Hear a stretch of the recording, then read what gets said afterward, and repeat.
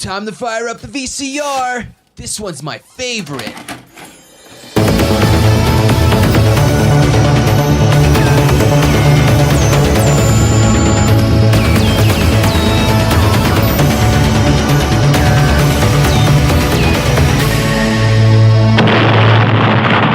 That was gold.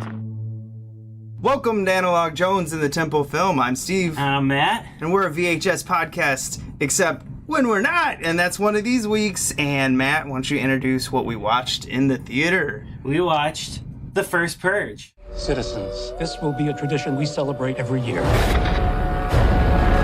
Join the First Purge.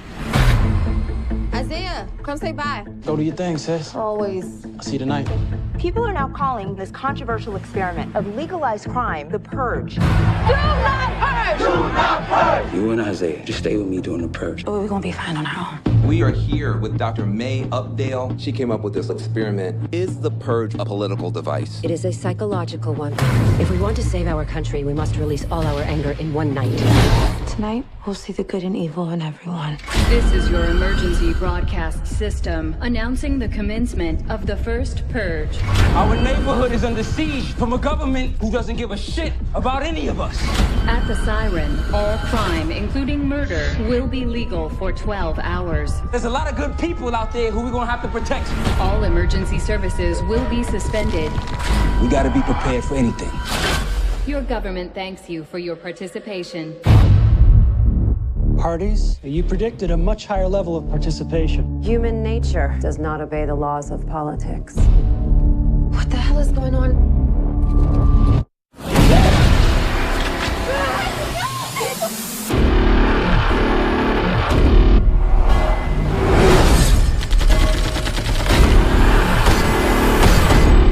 They all ex-military. Something funky going down, D.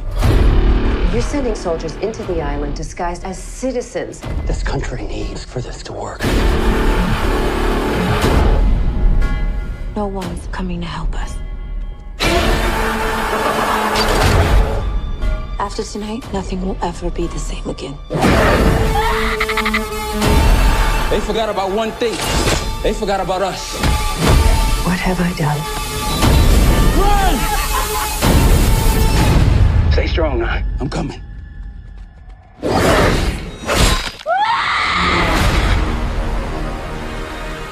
Just remember all the good the Purge does. And this week, we're joined by a special guest. You're going to say Katie's name? I was actually leading for you to do it. Like, I was like, you gave me a bounce off, I gave you a bounce off. Whatever. Katie, introduce yourself. Say hello. Hello. We watched The First Purge. Can we just say right away that this name is really annoying? Because when someone asks you, "Oh, what'd you watch?" "Oh, The First Purge." "Oh, okay. What is the first one?" I'm like, no. Well, I actually watched the prequel. Yeah. Not the actual first one from 2014. So, what did we think about this? Initial thoughts. When I think of the name The First Purge, it almost makes me think of someone who is just starting out on an eating disorder. And this is where this is their gateway into that. This actually made me throw up a little bit because I wasted that much time on this film. So to segue into that, I thought they missed the mark. I thought it was messy. I thought they really had a chance to get into horror and really blow us away with stuff that was happening. And in a scientifically speaking, you don't have, you don't base a hypothesis on one trial. So the fact that this was the first purge and oh, look, it's a success. It's technically you need to, do some more research and see. It's okay, did crime go down? Did the unemployment go down? All this stuff. But no, it's look, a bunch of people killed each other. It's success. So we're going to base this on the nation. I'm that's not how science works. So yeah, there was that aspect of it too. Yeah, the pseudoscience in this was fantastic, and not in a good way. I think I'm more on your side, where I left the theater kind of well, that was kind of a waste of time. And at one point, I did check my watch a couple times, and I got a yawn. Yeah. Because the setup at the very beginning was sort of interesting with the really extreme close-ups on the faces. Extreme close-ups on the faces. It kind of made you feel a little uncomfortable. But I liked that. I was like, okay, let's see what we got here. And then we get into the second act, which turns into mumble jumble of like, the white people are coming to get all the brown people. And it was like the complete opposite of a canon film. Matt, I know yours is going to be different, so just go. Okay, well, and this will be a good segue so we could talk about our history with the franchise. Yeah. But I actually loved this movie. I really did. I had such a good time with it. But, so here's our segue. I'm not big on the other ones. I haven't even seen the third one. I just haven't even seen it. I've seen it, and I don't remember much about it. Like, it's just gone from my mind already. I just felt like it was one of those films that... I wanted to see it. It just got by me. I was like, oh, that looks good. And then I just never saw it. And then, like, I'm never like, let's put in a Purge movie. Well, it's changed since the first one. The first one was like a home invasion movie where they used the Purge as a backdrop for an excuse of, like, yuppies in mass breaking into rich, white, suburban... What was Ethan Hawke's character? He was, like, selling security? Right. Yes. Yeah. So he had the most secure home, and someone gets it. Yeah. Basically. And I think there was a little bit of social commentary in there. Yeah, because they bring in the like, what is he, a black veteran or something like that? They bring him into the house. The kid lets him in. Yes. Something along those lines. So then you get that little bit of commentary. I just thought that one was okay. I actually kind of thought that one was boring. The first one. I kind of liked the second one. Second one was pretty fun, I thought. Yeah, the first one, it was just like everyone, if this was real, everyone would do their worst. I think that was like what they're thinking. Like if there was no rules, everyone would break them, which I don't think would really happen. And I think the first Purge, the prequel, this new Purge, yes, like definitely was showing that. Yeah, yeah. The very beginning of that shows that like how humanity probably would react, like just taking shit from ATMs and things like that. I actually love that because that's exactly what I thought. I go, man, the banks better taking all that cash out. And then the second one turned into like an action film. Yeah. Yes. And I really enjoyed the second one because it was having fun. Yeah, it was more fun. And it was over the top. I'm sure there was some social commentary in it, but I don't remember. It was a revenge film for Frank Grillo because his son had been spoilers, sorry anyone who hasn't seen a movie from 5 years ago or longer, his son had been killed in a car accident, and then he was actually going to purge and kill the person who had killed his son. But then all of these people, one of the things I hated about that second one is that if you gotta go to the grocery store, you do it on the night of the purge. What are you doing? Oh no, and then our car broke down. Well, you idiots, why are you, it's like, are you going to starve? Are you going to starve that night? Like, why are you going out? Yeah, that's kind of what they do with these Purge movies. The characters constantly make like the worst decisions possible. Yeah. And yeah, it's one of those, you roll your eyes at it constantly. But and then the third one, like I said, I don't remember anything. I know there was an election or it's just like I watched it with a friend, like we rented it maybe from a Redbox, and now it's gone. So it really did not leave an impact at all. Well, the third one basically was kind of trying to end the purge because they got sick and tired of, people like killing each other and how that doesn't solve anything.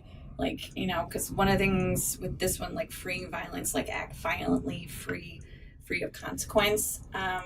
One of the things I don't understand about these Purge movies is that it's Hunger Games mixed with Battle Royale. And the thing is with Battle Royale is that you know these people and you're going to see them the next day. Just because you got away with the crime, you still have to see them like 364 days, the rest of the year. And that's one of those things that it's like you can do anything you want to them, but then you basically have to kill them because, you're going to get the repercussions. But with the third one, it's like, the senator was like, we need to stop it. Like, this doesn't help anybody. My family got killed.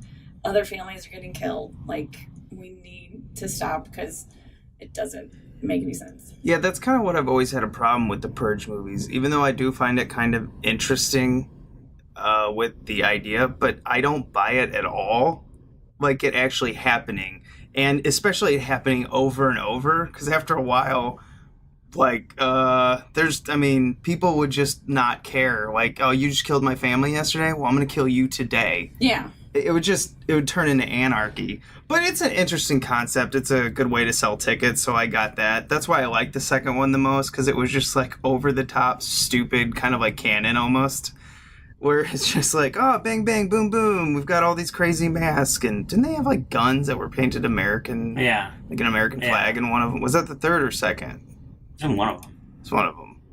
I forget the one where they had, like, Purge tourism that I liked. I think that was the third one, where people will come in from other countries to purge, like, in America and stuff like that. And I was like, oh, God. See, I mean, America wants to get that kind of thing going. That's actually dangerous, because if anything, I could see that happening very much so. Well, that can I think that was the third one.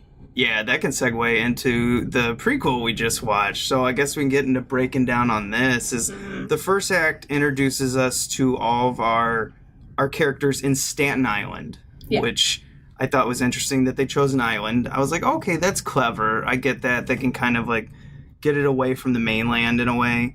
So, all right, I bought that, which is tough to buy a lot of things in this film. But so you get that, and then you get all this pseudoscience with Marissa Tomei, which is almost a completely useless character other than her cameo, basically. Yeah. With her pseudoscience, just like, I'm going to do this experiment with these, just, I don't know, chief of staff, whatever his name, I call him Fat Face, the chubby face guy. Yes. Just perfect example of, like, doughy white government person. Yeah. He did. When you see his face, I was like, oh, I want to punch you. Yeah, good casting. I just want to punch you. Good casting. That's so true, you do. He would be the guy that, like, would come to your family picnic or whatever and, like, bring a six-pack only for himself. Yeah. You know, like, and then criticize everything you're doing. I don't like you here. So, yes, you were. But we get introduced to some characters that the kid who's selling drugs on the corner, I thought we were going to follow him a lot in this film because they set it up that way. You're like, okay, you're going to kind of be maybe our possible hero in this. I was wrong. It immediately turns to the drug kingpin who becomes the hero of Staten Island. Yes. Which also was helping destroy Staten Island. And the irony. Yeah. But, you know, we have other couple interesting characters. The one funny one, Dolores. Dolores is great. Thank God she was in this film. Yes, she's one of my highlighted people that I actually did like. Yeah, because she lifted the levity in this, because I had a packed theater in where I was watching it, and it was a very quiet theater for the most part, except when she spoke, because she's great. Mm-hmm. I don't know who this actress is, but get her in more things, because she was spot on with her timing. Well, and she also had some of the best lines, yeah. Like, and the most realistic lines, like, hey, thanks for waiting for me, guys. I'm, like, running around my neighborhood. I crap my pants. Yeah. It's like, thanks for that. And it's like, damn, Doris, like, you kept it real. I mean, she crapped her pants, everybody. She didn't have a good night. Oh, and then when they're running around the streets, oh, man, I was like, get in a building. Yes. We also had Skeletor in this, which, again, I thought was going to be, like, the main baddie, because I thought this film was going to be, like, a slasher, with him following these characters around, and it was going to be maybe them trying to survive Skeletor the whole time, which has got a nasty face. Yeah. Good casting and good makeup. I fucking love this character. I just, it's so cheesy. But, like, in the right way. Like, in the right way possible. But he's it's so over the top. I was just like, yes, give me more of this. Yeah, he's good to cheer against. Yeah. We had a bad guy where everyone could... Like, it doesn't matter how over the top your bad guy is, as long as the entire crowd can be like, you're bad and I want you going down. Even though I might kind of like to watch your craziness. That's the thing. I think in these type of movies, like, pretty much all of, like, these Purge and I'm gonna go and just say, like, all of the Blumhouse movies, like all the very low budget serious horror movies, we never get, like, these over the top villains like this, like these cartoony villains. It was really refreshing and fun to see in this movie. I had problems with this movie where it's like sometimes you've got amazing fight scenes and then sometimes you've got complete scenes where it's like like all out of focus. It's like the director was like, okay, I'm going to do this one really well. We've got this, and then it's like, okay, guys, I'm going to go to lunch. Why don't you just like set this here and then you guys do your thing. If it's out of focus, no big deal. Because like with the laundromat scene, I had a big problem with that it was like, I feel like it was 90% out of focus the entire time. But then you've got scenes with, like the smoke screen scene where Dimitri and his gang are doing stuff. And I'm like, damn, this is one of the best fight scenes I have seen all year. We need more of this. I thought Dimitri, although he was supposed to be in stereotypical fashion, the not great person to have in the neighborhood, and he's the one who's actually trying to save the neighborhood, it was a benefit to the film that they had him as the lead actor because he definitely was one of the best actors in the movie. Like, I know the guy that you thought was going to be kind of a lead, I thought he was kind of weak. I thought the actress that played Naya was not very good and not very believable. But, yeah, definitely Dolores was believable. And Steve Harris, who, was one of the, old guys in the neighborhood who ran the laundromat. Like, I'm surprised to see him in this because he's an accomplished actor and he had a very small, I don't know, it's like they gave many of the accomplished actors like Marissa Tomei, you got an Oscar. And that, it's like, I feel like you're just crying looking at that Oscar after you did this movie. I was trying to figure out why she's in this. Is she really hurting for work? Did they pay her really well? Maybe they probably paid her really well, or she just wanted to do a Blumhouse movie because they're like, oh, they're all getting famous again, or like re-famous from doing these low budget horror things. Maybe I don't know, second career rejuvenation or whatever. The fourth Purge? You think that's the one? I don't know. I have no idea why.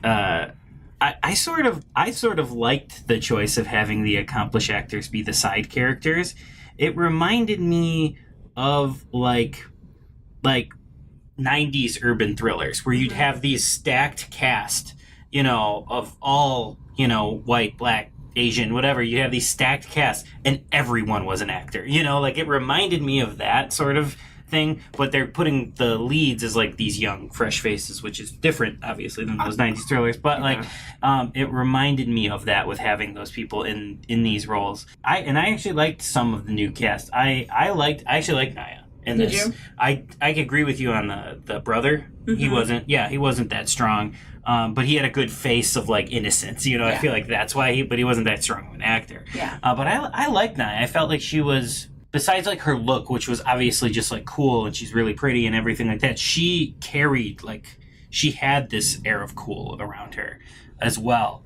And I don't know. I couldn't take my eyes off of her when she was on screen.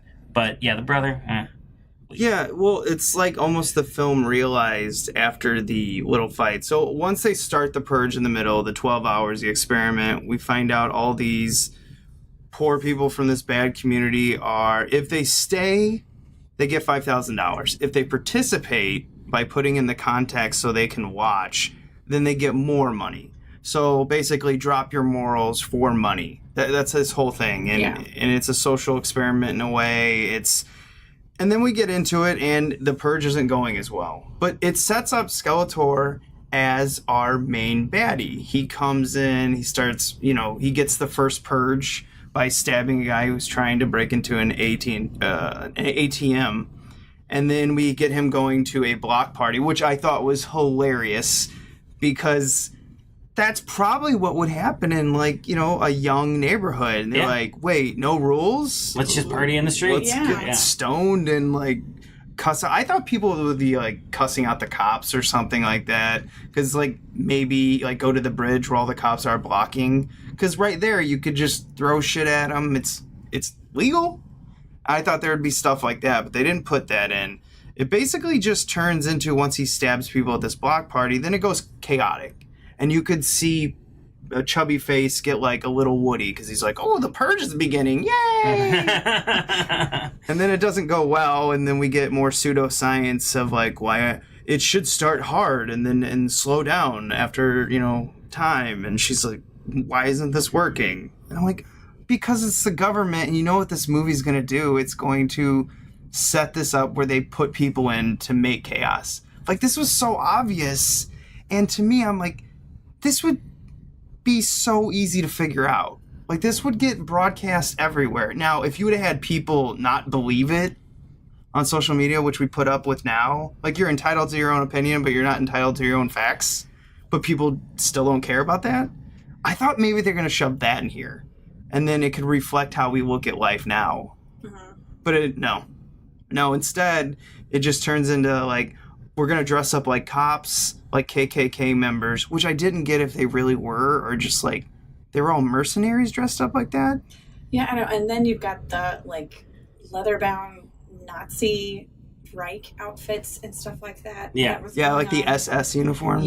Yeah. Like heavy SS. And then you got a little bit, like, I think there was one guy that looked like he was the Gimp from Pulp Fiction and stuff, which I'm like, I mean, if that's what works for you, I would think it would be hot, because I think that's the summer. But whatever, if that's your costume of choice, I don't know. I like what you were saying. It's with this, I feel like, yeah, if they would have televised this all across the country, and I feel like this film had like a Escape from New York mixed with Running Man kind of thing with that, because if people would have been taking bets and like trying to encourage people to do different things, that I think would have been something that they would have, like, people that were on the island like, oh, I can get more money if I do this. Well, look, these people are betting on me. It's like, you know, like, feel the pressure to do that. I feel like that could have been an aspect that they, I don't know, would have made it more interesting. Yeah, I don't know, because having the people coming in and doing stuff, and then you've got drones that are watching everyone, and then, I mean, are we just gonna, like, totally spoil this whole thing? Yeah. Oh, yeah. Okay. If you're listening to this, you should know. You've seen it. And if you've listened to us, we spoil everything. But we warn.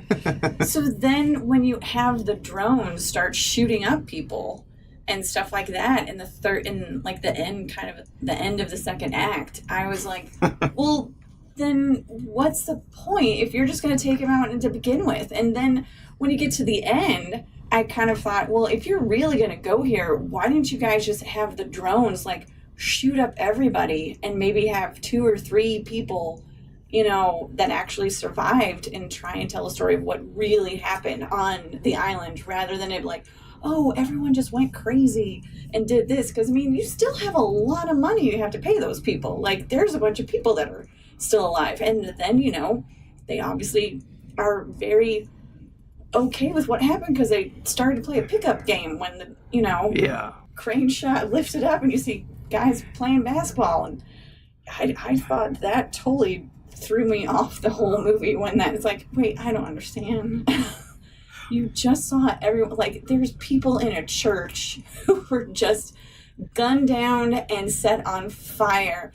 And I mean, maybe that's the way you're going to deal with this. I don't know, but that totally made it like, this is just, I don't know. Yeah. To me, it was just a joke at that point. This movie's so heavy-handed with its political message jump on that I was like, all right, if you're going to go here, get a little bit more courage. And, like, when those people walk into that church and slaughter innocent people that are unarmed, you fucking make it real. Yeah. That was a joke. As soon as she gets there and they're like, they've all been slaughtered. And I was like, are you fucking kidding me? You're supposed to be making a movie that is like a brick in the face of the Trump era. And that's what this is. Yeah. It is taking advantage of the time period. I have no problem with a movie taking advantage of the time period, even though it will be dated 5 years and it will feel like it was made 20 years ago. It's going to be so dated. But if you're going to do that, grow a pair of balls or ovaries and fucking do it. Don't give me this sit in the fence going back and forth with it, because that's what I felt like this was. Yeah. That's what this was, for sure. It was obvious. It was broad stroke, sort of political commentary, which I actually like, and I disagree with you thinking that won't date it then, because it's broad stroke. You'll be able to go and watch this movie, and, you know, similarly to like the like 70s exploitation movies where you look back and they're obviously criticisms of the Vietnam era. That's what this is, and this is exactly what this is in my mind. This reason I love this movie is because I feel like this is a modern equivalent of like a 70s drive-in movie. It's got hammer you in the head commentary, but not diving in, not heady commentary. It's just like you have lines like "pussy grabbing motherfucker" in there, and it's like, oh, I forgot about that. It's like it's just nail on the head. It's nail on the head shit, and I think that's not going to date it. It's going to be like, oh yeah, that's one of those movies from that time, that dark period. I don't know, because I think a lot of those 70s exploitation films do get laughed at. I mean, we enjoy watching them because they're heavy-handed, but it's kind of like we're laughing at them, not with them. Well, I don't. Maybe the regular people do. But those are just movies that I enjoy. So, like, I feel like I will go back to this one and really just enjoy it because the broad strokes and the nail on the head commentary and hit you with bricks. Like, if you look at Night of the Living Dead, 1969, that's basically, even though it was black and white, it's basically a 70s exploitation film on racism. Right. And look how well that one did with it's a lot. That's a lot smarter than this movie. But they had a chance to be smart with this in certain areas. You can still be over the top and smart. I mean, George Romero did people eating other people as racism. I mean, that's kind of stupid, but awesome at the same time. I don't know. This one just is too dumb. See, I'm all for it. I'm all for just like the broad strokes and everything like that this movie does. But I will say, if they would have went in and you would have saw the slaughter of everybody, that would have had a little more, weight.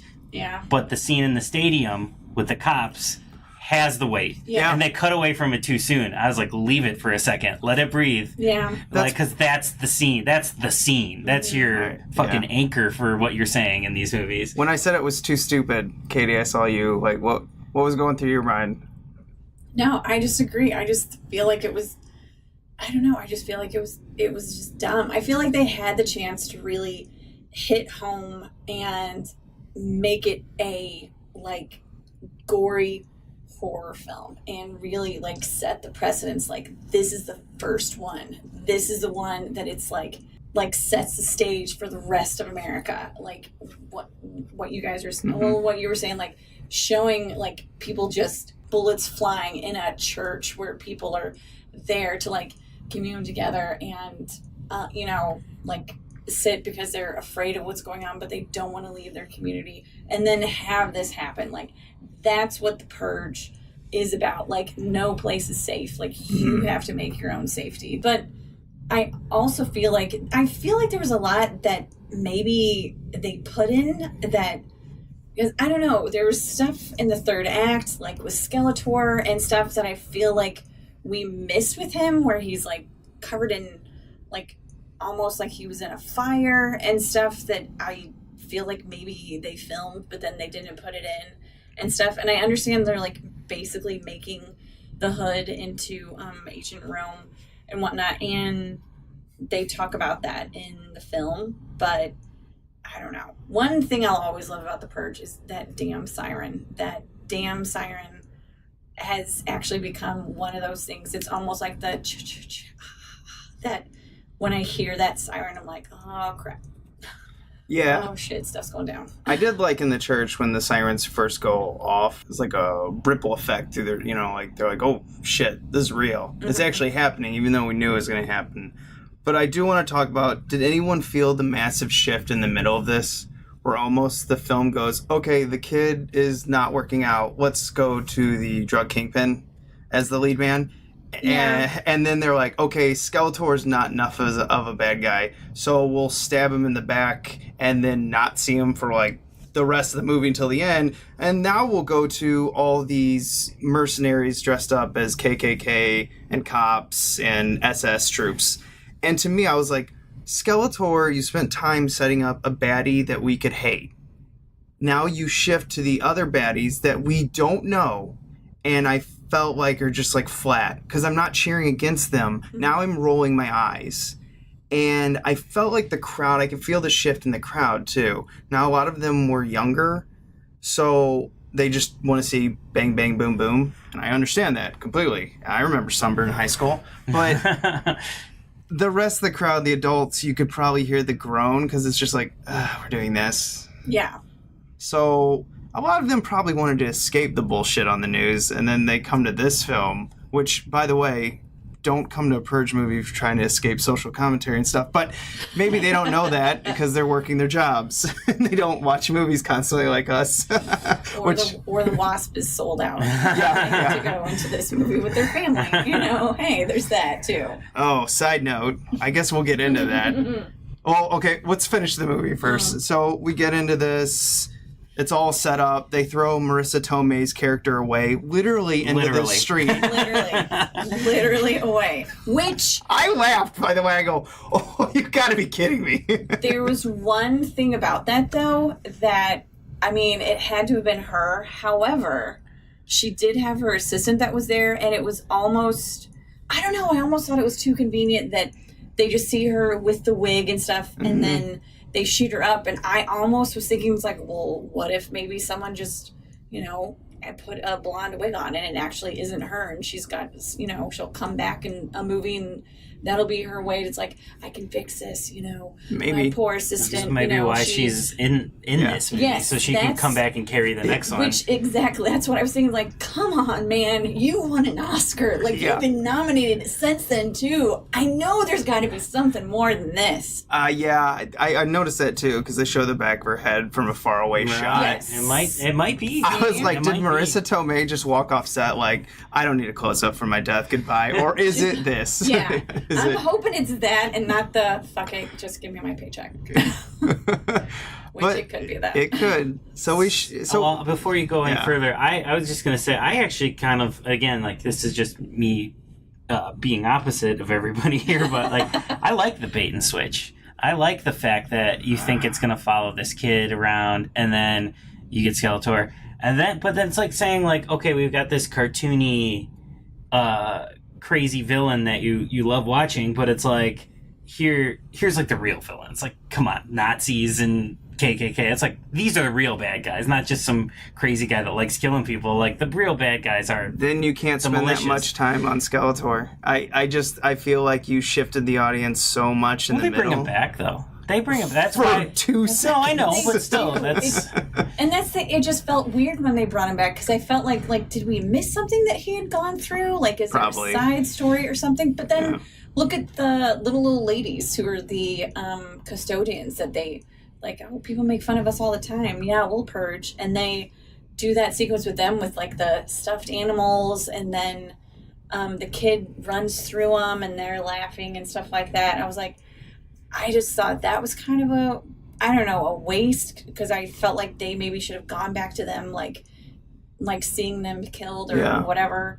Like, I don't know if there's closure on their characters or whatnot, but it just... Yeah. For a 90-minute film, this feels very confusing and convoluted and just overstuffed. And it's only 90 minutes. That's what kind of blew my mind with it. Because when we finally get to the drug kingpin, and that's all I'm going to call him, because this character irritates me a little bit, where they make him, especially Dolores at the end, she had kept it real all the time, and she's like, move out of the way, King's coming through, savior of Staten Island. And I'm like, yeah, but he's the guy that helped create this awful place. He's slinging drugs with all these kids on the side, and then he's like doing this whole bullshit mafia thing where he's like, I put food in your mouth. Why don't you respect me? Where's my loyalty? You know, like, his character is real, so that I appreciated. But then making him the, like, hero at the end, I was like, what? Well, he grows and learns. How do we know that? Because of Naya. She's the one that talks sense into it. So he's just going to stop slinging drugs. He's going to give up all that power. Well, then it goes to the argument of, like, did the government put the drugs in the community type thing? Is it one of those situations where it's like, maybe, do you have that argument then? You know, I don't know. I'm just playing devil's advocate here. I just like it because it's a trashy movie. That's why I like it. I'm just trying to make an argument here for it. Yeah. I mean, at the very end, when they finally kill all the baddies in what turns into the raid at the very end, because all the SS troops, when the guy takes off the mask and he's kind of like weird kind of... Looks like Charlton Heston, which I think is on purpose. Is it? He Yeah. did. Oh. It's Nazi Charlton Heston. I was just like... I'll kind of give that a slow clap now. I didn't even think about that. That's funny. Nazi Charlton Heston, also known as just Charlton Heston. Anyway... I kind of wish this movie was more of a raid movie the whole time. Like, they were running away from Skeletor and a bunch of, like, Nazis, but they would have set both of them up. That would have been fun. Because then you kind of would have returned to the roots of, like, a home invasion, but instead of just one home, it's, you know, like this, I don't know, entire house of, like, low-budget people. Like, that would have been awesome. Let's rewrite this script right now. Well, I feel like they had all these ideas, and that's why they were like, well, put that in at the end, and then we'll do, like, the regular person at the beginning, and yeah, I feel like they had all these ideas, and like, put them all together. We'll see what happens.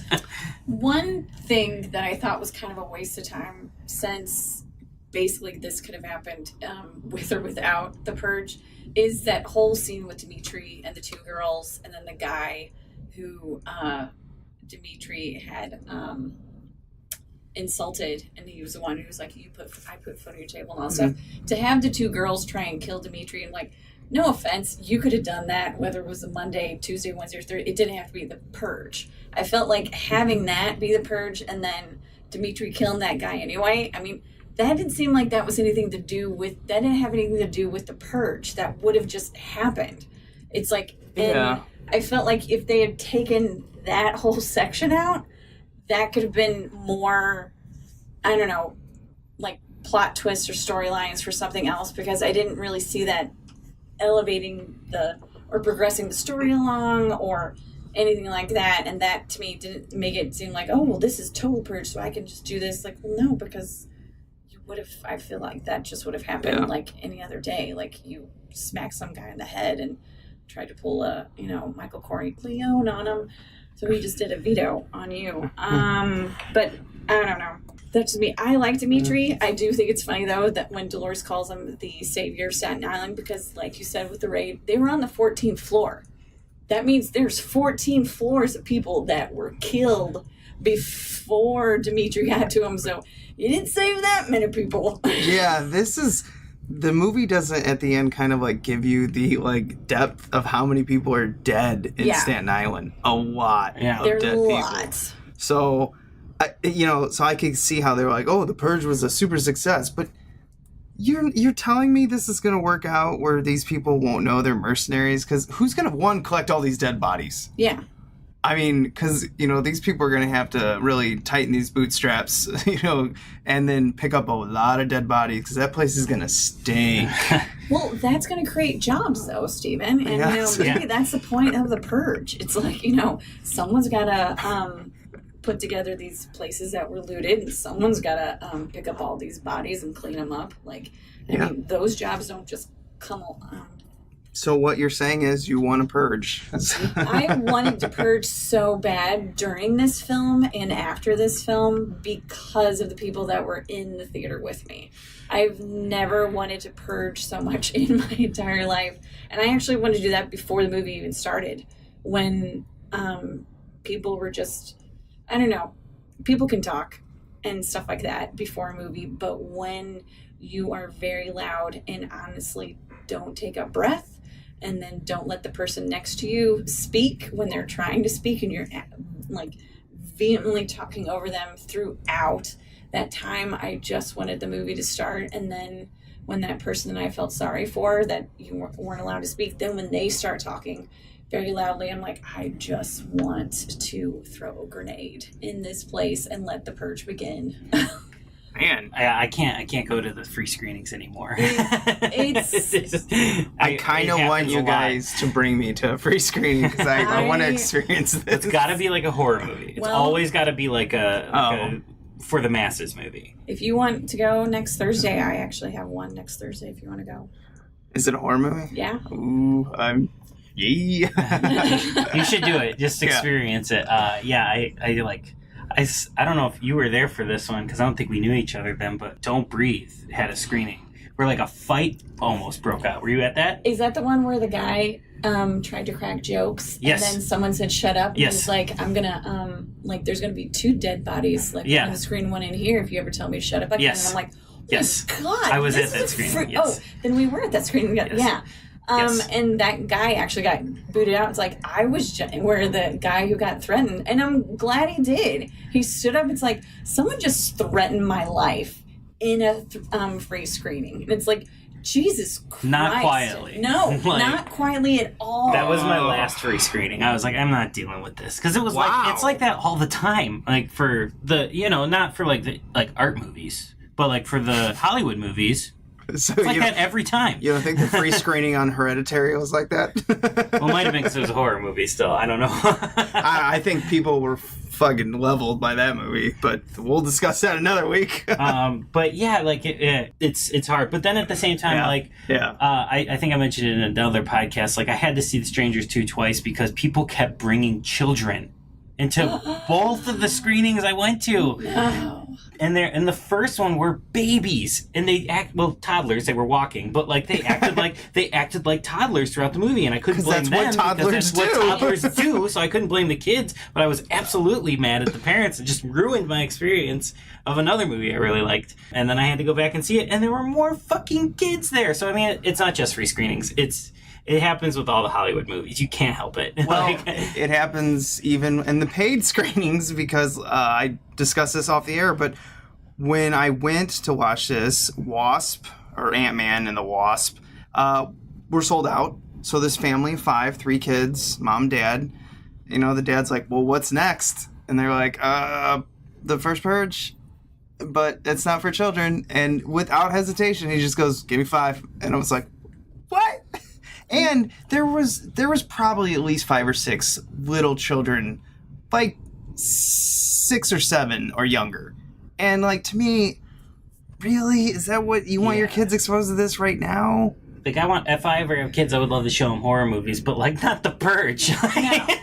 No, like Monster Squad. Yeah, that Purge is like crash course. Like, I want to slow and steady, but like, oh man, yeah, it's crazy. And there were kids in mine too. There were absolutely children in mine. Ease into it. There were children in my screening. I can't figure it out. One thing, and I wish they would do, because this one, the one time they did this, honestly, it was a huge difference.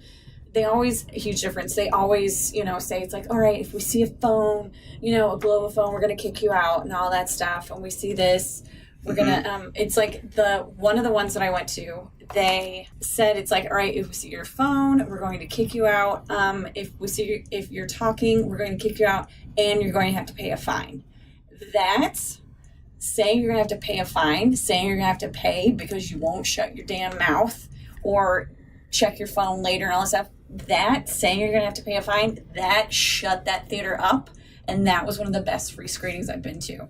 I mean, are they going to make them do it? Probably not. Have I ever seen them kick someone out because of a phone? No, I haven't. But it's still the fact that, I mean, I'm glad, stop talking and don't look at your phone. But it's the fact that not only will you get kicked out, but you're going to have to pay a damn fine. That is what sells at home. Because, I mean, I hate that. I mean, my time is valuable. And even though I'm not paying for the movie, like, this time is what is being paid. And when people, like, talk and don't respect just their fellow people and, just think it's their living room and all that stuff, then that's what makes me mad. Yeah, I understand. It's true. So to wrap up, that was a good side tangent, by the way. Yeah. It's good. We're talking. We do this when we veer off in VHS and we talk about VHS things. Now we're talking about an in-theater movie. We got to talk about theater etiquette here because, as movie fans, you're killing us, everybody. I see a lot of YouTube reviewers talk about in-theater etiquette, and I mean, they probably watched a lot of it too with free screenings like you two do. With, you have to write Matt for Horror Society, and Katie, you do Blonde in Front, and which will allow you at the end you talk all about it. Yeah, we've got questions for you. Okay. But I find it interesting because there are a lot of people, and when people check their phone, and I find it the worst in my experience so far when there's only like 10 people in the theater, and I happen to get I like to go in the back row, which I think is funny, to the front row. But just and maybe I shouldn't, because I can see people constantly getting on their phone, and they it seems like they hold it above their head, like they just want to annoy me. That's why I sit in front now. I can't do it because people will pull out their phones Constantly. Yeah. But anyway, so let's in this film, Katie, do you suggest the first Purge, aka the Purge prequel?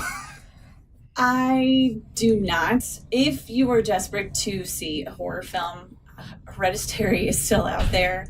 I know you probably got a good 2 weeks before Unfriended Dark Web comes out, which I'm going to be seeing next Thursday. But if you are desperate for a horror film and want to get out of the heat and in a nice AC conditioned theater, then yeah, see it. Otherwise, no, I'd say don't. I honestly think this may be the weakest one out of all the Purges. Okay. Is it even a rental in your mind? Yeah, actually, because Dolores is funny, and like I said, I really liked Dimitri and all that stuff. And again, it's like half great scenes, half just messy, sloppy scenes. So that's why it's like I just felt like the director just said, "Here, just take this. I don't want to do it anymore." And then some scenes like, "Let's do this." So yeah, maybe rental. All right, Matt, do you suggest? I really like this movie. I don't know who I'm recommending this to. I don't know who this is for besides maybe just me. But like, I love the drive-in aesthetic, the beat you over the head political commentary. Obviously, it's stuff I agree with, so I obviously like it. But usually, it's actually, I'll do this side note. Whether I agree with something or not, and if something is presented heavy-handed, I usually don't like it, actually, even if I agree with it. But this is the rare case where it worked for me. I was like, oh yeah, probably because it was in the guise of a violent horror movie or something like that, but it worked for me. And I liked it. The first half reminded me of like, I keep saying it, but like 90s urban thrillers. It reminded me of like a Tales from the Hood or like a Ernest Dickerson movie from the 90s. That's what the first half reminded me of. Then the second half was just like, in your face, this is what we're fucking dealing with today. And The Purge has always sort of been, at least with the two that I've seen, ahead of its time sort of thinking, and now we're finally fucking caught up to what like The Purge has predicted. So I felt like it was actually kind of satisfying to see it portrayed on screen. Not that I'm happy with the way things are going now, but just like seeing it in a horror movie is like, yeah. And I hope that people that maybe disagree with the message get suckered into seeing this movie and have to leave pissed off. And that makes me happy. Yeah, I'm going to agree with Katie more on this. I do think this is probably the weakest Purge. Well, actually, no. I think the third one's the weakest in my opinion because I just don't remember it, even though I've seen it. This one I'll remember, but I don't think it's good. I certainly don't think you should drive all the way to a theater, put up possibly with shitty other compatrons of the theater. But it's a rental for Dolores, and the lead man, Dimitri, has great screen presence and is ripped. Like, when he was jogging on that treadmill, I was like, damn, dog! Yeah. Well, he had the same effect as, like, Naya did on me, where I, like, couldn't take my eyes off of him. And he was just cool the whole time. And I was like, God, fuck, he's good leads for me. I thought he's fine. I wish his character had more charisma, and I thought he was oozing it. Oh, yeah. I see. No, I thought he had great screen presence. Like, when I think of charisma, I think of Will Smith. Like, not only do I want to watch Will Smith, I want to hang out with Will Smith. I want to have a beer with Will Smith. I want to write a rap song with Will Smith. Like, I want to do everything I want to be Will Smith. I don't want to be Dimitri. I just want to watch him. Gotcha. So, I guess that's how I define it. Other people, I'm sure, define it anyway. So I'm in love with Will Smith. I don't know. That's okay. How about this? If you get a chance to hang out with Dimitri, I will step in for you. Oh, because yeah. I would definitely hang out with Dimitri. I would hang out with him. You can hang out. I would hang out with him. Like, if you want to hang out with Will Smith, I'll hang out with that actor. I think his name, Milan Noel or something like that. Yeah. Yes, he just... that was very as finally a woman on this show Yes. who oozes over the men as much as Matt and I, or at least me. The female audience, yes, that was some nice stuff to see. That was some nice eye candy. Yes, yeah. it was. And then Yes, they covered him up a lot the rest of the movie. They did, yeah. and then he went into that Rambo mode in the third act where it's like pants and, bullets and white, tanks, and there are those guns. Oh, and there are his other guns. Yeah, those arms were, like crush a walnut. Yeah, he was fine. So I'll hang out with Dimitri. Yeah. I'm not trying to insult that he didn't have charisma. I'm just saying, I don't think they gave him a lot of the really good lines that could make him a little bit more charismatic. Because obviously his screen presence was there. Because when he was on camera, he controlled the entire scene. No doubt. Even when he throws a mattress over his body and protects himself from a bomb or whatever, an explosion. I was like, oh, well, it's not quite Indiana Jones surviving an atomic bomb through a fridge. Maybe this one's possible. That's immediately what I think about in those scenes now. Thanks a lot, fucking Indiana Jones. And that's not Harrison Ford's fault. Anyway, side tangent. Over. Rant. Done. Let's talk about another film we watched, Irrational Fear.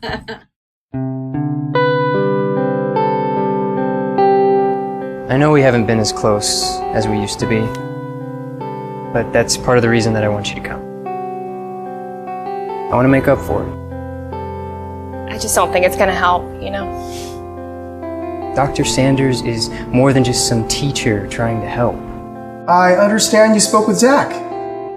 Just mentioned this weekend and the whole therapy experience, or whatever. I think it would do you some good, Taylor. Everyone has irrational fears, but at the end of the day, that's all they are. Fears. We're all here for one purpose. To find our true potential without irrational fears holding us back. Fear of physical contact is very common. But you can't let it control you.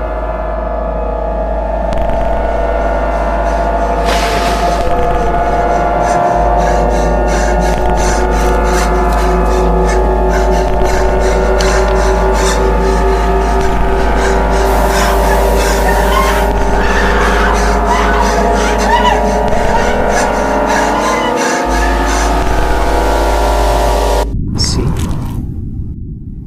There's nothing to be afraid of.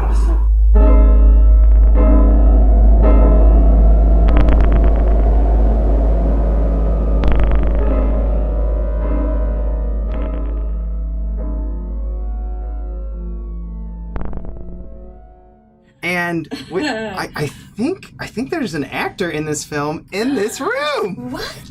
There is. It's me. I just got done watching this right before you came over, so that was fun. I yelled at the camera, or I yelled at the movie a lot in this. I had a lot of fun. Like, don't you put that pudding in your mouth? No, you did it. Can I say whoever made the poster on this is amazing? I know, right? It's really good. Different pills and stuff. I loved it. It's like Dr. Mario from my Game Boy days. I know. I love it. Did you guys do this in Wisconsin? Yes, we filmed that in Wisconsin in June of 2017. I believe June 12th through the 22nd or 23rd. Oh man, you just lost our audience with math. Oh. They're like, what? What is, for those who don't know, what is Irrational Fear? What is the movie? So, Irrational Fear tells a story of 7 strangers who pick to go to a log cabin and confront their fears, kind of like the real world in a horror movie, which is kind of like the real world on MTV. And they have a doctor named Dr. Sanders who wants to take everybody up to this cabin, have a little retreat, confront their fears, and go from there. And when they, have some good results, and then all of a sudden the people start missing and dying, and then it's not a good time anymore. How did you get into this film? I met one of the producers. Well, one of the producers was a friend of friends of mine, And then we became friends on Facebook, and he put up an audition post like, hey, you know, we're looking for these things. And I was like, you know what? I'm going to audition. And I auditioned, and then I got the call from the director. And I only had the monologue. I didn't know what the rest of the movie was like. I didn't know if there's kind of crazy nudity or anything like that. I'm like, let's see what happens, 2017. And then he gave me the full script, and I took the time off and did it. Yeah, how long was the actual shoot? I got there on the 13th, and I think I got there on the 12th, and I think I filmed from the 13th through the 22nd. And once I got there to Wisconsin, I filmed every single day but one day. All right. Nice. Would you do it all over again in another movie? Like, yeah. Yeah? No, yeah. Because you're really good in this. Oh, well, thank you. Yeah. Well, because Matt said you steal the show in the film. Yeah. And I was like, okay, so I just put in the film. I watched the trailer to it. I sort of knew what it was about, and then I was like, whoa, holy shit, you do steal the show. I'm like, was that on purpose, or did you just walk in and they're like, hey, Katie, yeah, we're just going to make you, like, the star? I mean, I don't know. Because you're the and. Yeah. Yeah. Yeah. That's, like, a big deal. Yeah, that's one of the reasons why I did it. Because, you know, and it's, you know, yeah, the and introducing. And stuff like that, because he told me that when he says like, yeah, you know, we want, you know, this is going to be your first film, because I've done background work in different movies in Chicago and stuff, and this is my first talkie. So when I was like, wow, you know, that's great, this is going to be my first film, he's like, yeah, you know, you want to do an and introducing you, and I'm like, really? Okay. Then yes, I will do this film, very much so. How much fake booze did you drink in this? I drank a lot. Fake booze? Yes. And then a lot of real booze. You know, the director's grandmother and grandfather, it's their cabin and stuff, and they were great. They were always on set. It's like, they were like having your real grandma and grandpa was like, we just saw you did such a good job. I'm like, thanks. And they would always go and get food for us and stuff like that, and I had my princess pizza, and they made sure to get me juice to put in my little flask and stuff like that. So I had a lot of, mango, pineapple, orange juice that I drank a lot in that flask. I had to make it real, and then I had some water just to even it out, because, you know, Helen would get dehydrated. But, which I did that in the gazebo scene. I had a big old thing of water in the gazebo scene. When we just did a screening of this a couple of days ago. And you had mentioned at that the flask was just falling apart. Or not functional. No, there's a big thing on the flask of like a skull, and like I'm not even halfway through filming, like the skull just popped off. Just so then we use like duct tape and like tried to put glue, but I also have stuff in there. So that is an essential part of what I do in a good chunk of like my first scenes of the film. I'm like, I have that flask. I'm like, we have to make sure this looks okay, because otherwise. Yeah, she's a drinker. I mean, I'm a drinker, but that doesn't mean I'm sloppy. Yeah. I was like, she's got take care of your flask. I take care of my stuff. If you were a cop, you take care of your gun. If you're a drinker, you take care of your flask. Yes. That's just how it is. Your tools are important. Yeah. No, but this was an amazing set, and it was just very collaborative. Like, we rehearsed daily. We, talked about each scene, what made it feel comfortable. I mean, Hunter and Kevin were very open to adding stuff, and then they would take out stuff and let's not do that. It's like, let's do this. It's like, okay. And we tried out different things, and we did that all without really any bloopers.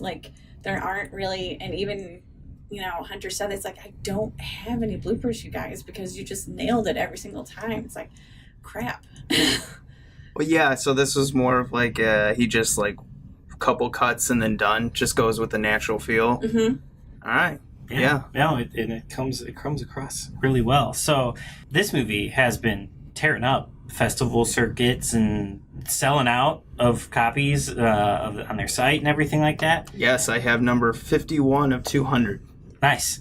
Has this like led to more conversations about you being in more stuff, or what's happening with you in the future of acting? There are definitely conversations about being in more things. I know there's a possible movie with a director who's also has his film on the festival circuit right now about doing something in Texas next year. I'm actually going to audition for a film this coming up weekend. I need to get the audition for that. And then a few other shorts and stuff. I know in the movie Gags that just had its world premiere in Cinepocalypse, I have a little 4-second scene on television, but I'm in there and I got to see myself on the big screen and stuff like that. So I'm in that, and I'm really excited for that film because it's great. Those guys are fantastic. And then another film that I worked on, Skeletons in the Closet, is going to be coming out. Oh, we're doing a world premiere then. Yeah, in September. And I'm excited for you guys to see I didn't know you were involved in that. That's awesome. I could see your brain like click. You're like, wait a minute. I know the title.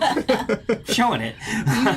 You may not see me, but you may hear me. And then I worked on behind the scenes stuff on that film, and I'm really excited about that because those guys are great too. I was very fortunate to be involved with a lot of fantastic people who are doing really great things, and I hope to be involved with them in the future too.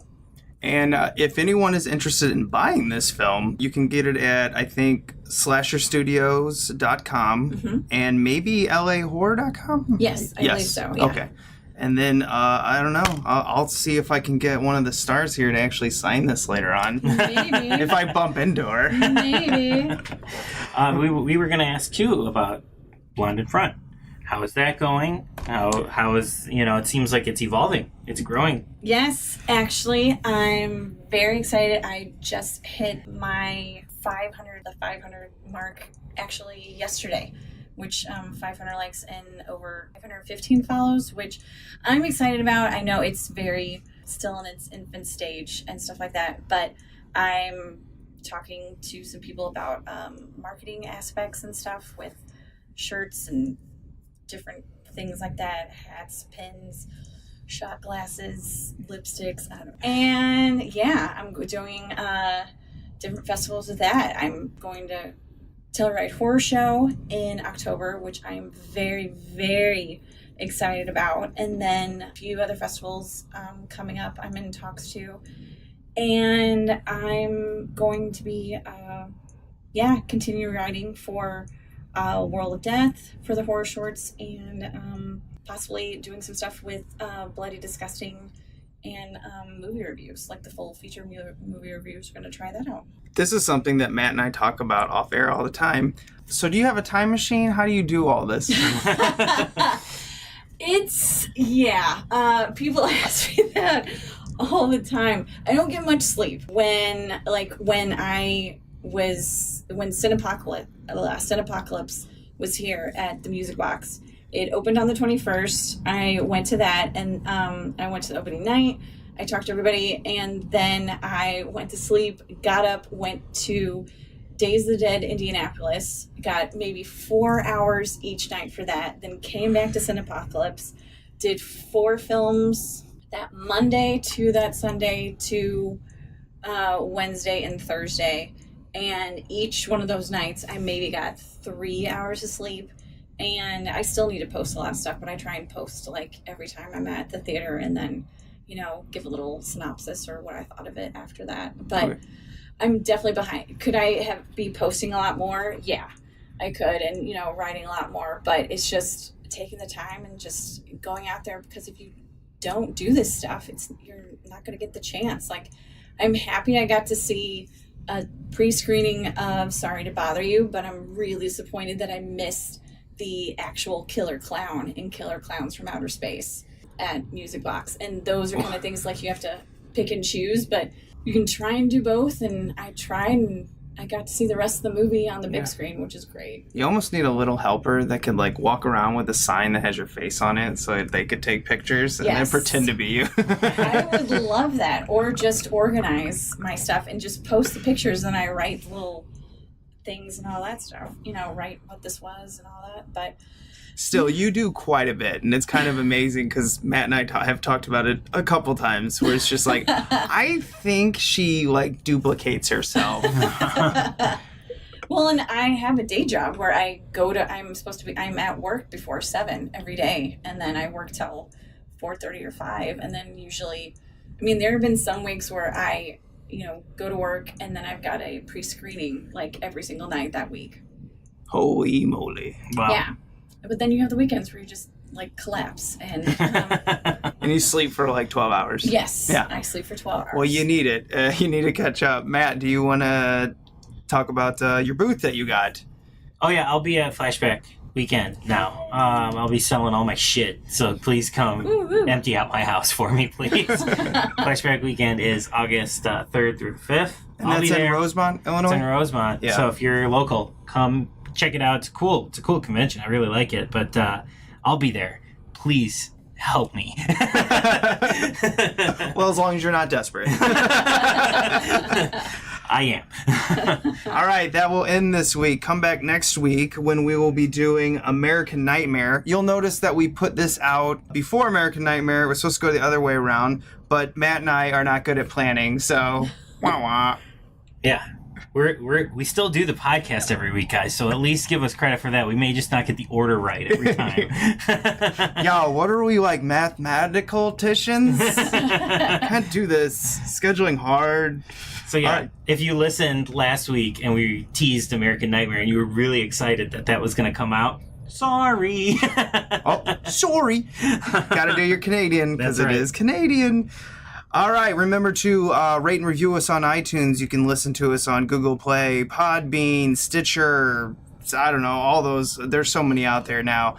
And like the Facebook page. Also like the Blonde in Front Facebook page. And watch Irrational Fear.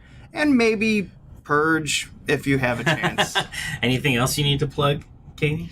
No, actually, yeah, I am going to be doing, I think, a monthly podcast for Radio of Horror. Actually, I am going to be starting my own podcast sometime soon, and that will be in the works because I'll be doing that with another female film critic. Sweet. Nice. Always like to hear the female perspective on it because usually it's just Matt and I like bouncing our we like blood. And if you guys would ever like me back on here, I would love it because you guys are fun. Cool. Yeah, we'll definitely have you back for sure. Yeah, we love it. Maybe for a lot of the in-theater stuff. We also got to have you back for VHS stuff because we didn't even mention this. You are a VHS person. Oh, I'm a huge VHS person. I have quite a sizable collection that I love, and I love watching them. I think they still stand a test of time. Do you have a Howard the Duck VHS? I do not. Oh man, you need one of those because that's when you officially have like entered a realm of what the hell's wrong with you, and then you're right here with us. Yeah. But yeah, come back for any VHS. We'll give you a list, and we had a lot of fun. So later. See you guys. I feel like they missed the mark on that, and I just feel like they had a good chance, and they did have enough money that they could have, that they really could have done it. Arf. Where's she barking? Someone must be in the... All right, go ahead and finish this. Sorry. Oh, yeah. But I also... You fucking kidding me?